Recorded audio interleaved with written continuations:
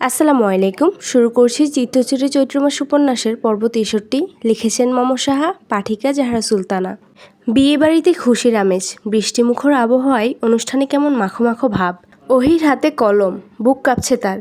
যেখানে একটা জীবনের শেষ আজ, সেখানে আরেকটা জীবনের নতুন পথ চলা শুরু। ওহি চোখ বন্ধ করলো।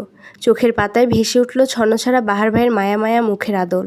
কখনো তার খিলখিল হাসিতে পরিপূর্ণ থাকা মুখ, কখনো তার সিগারেটে পুড়ে যাওয়া ব্যথাগুলো জলজল করে উঠল ওহির হৃদয় জুড়ে।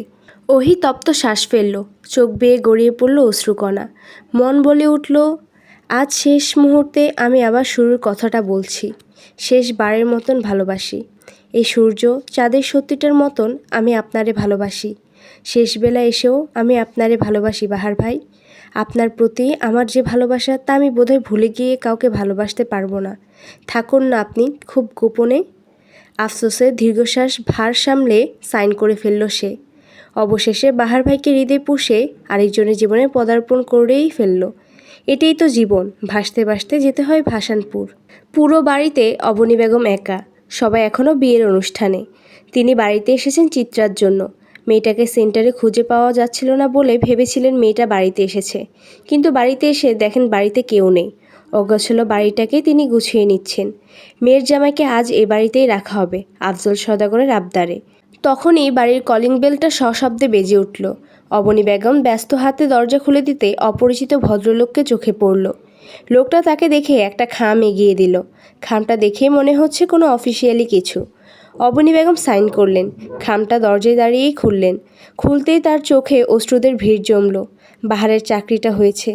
গত বছর জেলে যাওয়ার আগের সপ্তাহে পরীক্ষাটা দিয়েছিলেন লোকটা, এবং সে লেটারই এসেছে।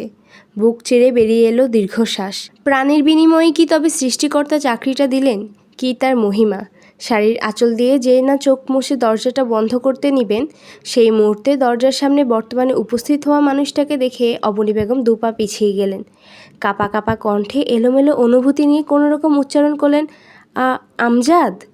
ফর্মাল পোশাকে থাকা আমজাদ ছুটে এসে জড়িয়ে ধরলেন অবনী বেগমকে। শক্ত করে জড়িয়ে ধরে বললেন, আমি একবারে চলে এসেছি অবু।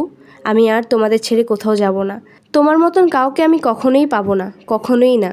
অবনী বেগম কেবল বিস্মিত ভঙ্গিতে দাঁড়িয়ে রইলেন। তার যেন বিশ্বাস হলো না ঘটনাটা। তুমুল বৃষ্টির ধারায় চুপচাপ ভিজে চলেছে চিত্রা। হাতের নুপুর জোড়া রেখে দিয়েছে বাহার ভাইয়ের বোনের কবরের উপর।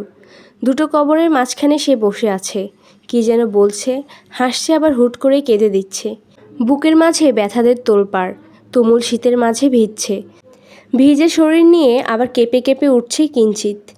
মাটিতে মাখামাখি তার শরীর। চোখের উপর ভাসছে অতীতের জীবনে হাসি খুশি চিত্রগুলো। বাহার ভাইয়ের গিটারের শব্দ, এলোমেলো গানের সুর, বন্ধ চোখের পাতা দিয়ে গড়িয়ে পড়ল জল। চিত্রা হাসতে হাসতে হাতের মুঠোয় থাকা ব্লেডটা বের করে বাঁ হাতের রগ বরাবর চেপে ধরল। চোখ বন্ধ করে আকাশের দিকে তাকিয়ে করুণ সুরে বলল, আল্লাহ, আমার সকল অভিযোগ আমি রেখে গেলাম তোমার দরজায়। এই পৃথিবী আমাকে বাঁচতে দিল না আল্লাহ। তোমার তৈরি এই পৃথিবী বড্ড নিষ্ঠুর। আমাদের মতন মানুষ যে সহ্য করতে পারে না সে নিষ্ঠুরতা। তুমি আমায় ক্ষমা করো আল্লাহ। তোমার ওই দুনিয়ায় আমায় ঠাঁই হবে না জেনেও আমি পাপ করছি। কি করব বলো? এমনভাবে আদৌ বাঁচা যায়? বেঁচে থাকার অদম্য ইচ্ছে নিয়ে মৃত্যু যে কতটা কঠিন তা কেউ জানবে না, কেবল তুমি জানবে তোমার বান্দার হাহাকার।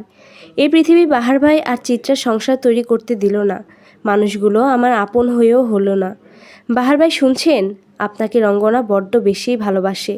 তাই তো সে আপনার মিছে পাপ মুছতে না পেরেও মুছে ফেলেছে সে পাপীকে। ভালোবাসি বাহার ভাই। হাতের চাপ শক্ত করার আগে পেছন থেকে কোমল পুরুষালী কণ্ঠে কেউ বলে উঠল, আমিও তোমায় ভালোবাসি রঙ্গনা, ঠিক চৈত্র মাসের মতন। যেই চৈত্র মাস বসন্ত আনে ধরায়, ঠিক সেই চৈত্র মাসের মতন আমাদের সংসার হবে রঙ্গনা। তুমি আমার চিত্তচুরি চৈত্র মাসের কারণ। তুমি আমার শত ভুলের আকাশ ছোঁয়া বারণ। আমাদের সংসার হবে মেয়ে। কাঁদছো কেন মেয়ে? সংসার করবে না? চিত্রা পেছনে ঘুরে বিস্মিত কণ্ঠে বলল, বাহার ভাই।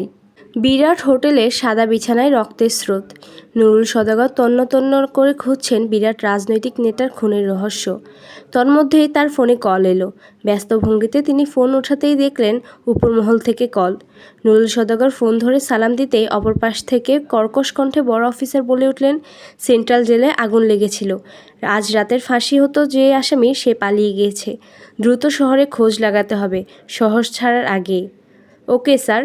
ফোন কেটে স্বস্তির নিঃশ্বাস ত্যাগ করলেন নুরুল সওদাগর। তার বিশ্বস্ত সেই কনস্টেবল এসে রাশভারী কণ্ঠে বললেন, স্যার, যে জেলার সাহায্য করেছেন তিনি কল দিয়েছেন। উপরমহল থেকে নাকি চাপ এসেছে, আর বাহারের ছবিও ছাপাতে বলল। বাহারের ছবিটা কখন ছাপাবো? নুরুল সওদাগর গম্ভীর কণ্ঠে বললেন, আজ রাতের পর। ওরা ঢাকা ছাড়ুক, তারপর না হয়। বড় স্যার কল দিলে কি বলবেন? আহা, চিন্তা করো না শাহাবুদ্দিন, আপাতত এই বিশিষ্ট নেতার খবরই তোলপাড় হবে মিডিয়া। বাহার তো অন্যান্য আসামির মতনই নর্মাল, তাকে নিয়ে ঝড়টা তেমন আসবে না। এখন সব প্রেশার পড়বে এই খুনটা নিয়ে। কনস্টেবল এবং নুরুল সওদাগর কুটিল হাসি দিলেন। দুজন লেগে পড়লেন খুনের রহস্য নিয়ে। তন্মধ্যে নুরুল সওদাগরের পায়ের নিচে কিছু একটা পড়তেই তিনি থেমে গেলেন। এক টুকরো সাদা চুড়ি। নুরুল সওদাগর চুড়িটা উঠিয়ে খুব গোপনে পকেটে গুজে নিলেন। মনে মনে বললেন, অনেক হেঁটেছি আইনের পথে, দুর্নীতির এ জীবনে সৎ হওয়াটা মহাপাপ। বাবা তোমার কথা শুনেছে চিত্রা, দু একবার চোখ বন্ধ করে আইন ভঙ্গ করে দেখেছে। এর চেয়ে শান্তি কিছুতেই নেই। তোমাদের সুখের সংসার হোক, তোমার বাহার ভাই তোমারই থাকুক। বাবা তোমায় ভালোবাসবে না করেও ভালোবেসেছে। তুমি ভালো থেকো পৃথিবীর হারিয়ে যাওয়া বেকার বাহারদের গল্পে। কালের গহ্বরে হারিয়ে যাওয়া বেকার বাহার ভাইরা ভালো থাকুক, খুব গোপনে হলেও তারা ভালো থাকুক। চিত্রাদের গল্পে তারা রোজ রোজ বাঁচুক, হাসুক। বেকারত্বের অভিশাপেও যেন বাহাররা না হারায়। ভালোবাসার কাছে যেন এমন করে হেরে যায় সকল আইন, সকল স্বার্থপরতা। ভালোবাসার চেয়ে বড় কোনো আদালত এ পৃথিবীতে নেই। তোমরা যতই স্বার্থপর হও, তোমাদের এই ভালোবাসার কাছে এসে থামতেই হবে। বেকার বাহারদের হাত ধরে পথ চলে দেখো, একদিন তারা তোমায় পুরো পৃথিবী দেখাবে।